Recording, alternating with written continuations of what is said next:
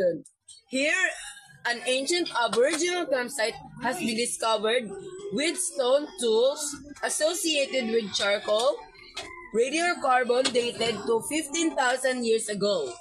Tatapos ang ating tinatalakay na Hawker region. Okay, wala na bang mga tanong? Wala na, sir. Okay, may takdang aralin tayo. Takdang aralin ngayon ay kailan na-discover ang Aboriginal campsite. Okay? Paalam na mga mag-aaral, you may take your lunch. Hindi mo na ako magla-lunch, mag-assignment na ako. Wala, ang hirap naman. Uy, kailangan mo ka lang tulog. Wala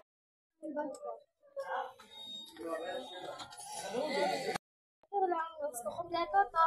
Kumuha ka na lang ng gusto mo sulat or i-ask mo. Okay, thank you. Hala, salamat talaga ha. Pag may kailangan ka, sabihan mo lang ako. Tapos, dyan, dito yan. Ganyan yung gagawin ha. Dapat may Hackers region. Para maalam nyo kung anong region yan. Tapos ito din, lagyan nyo ng region.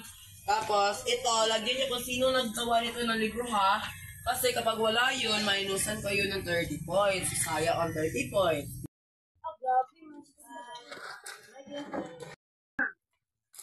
Salamat talaga ha. Kung hindi sa tulong mo, hindi ako makakapasa. Ano man.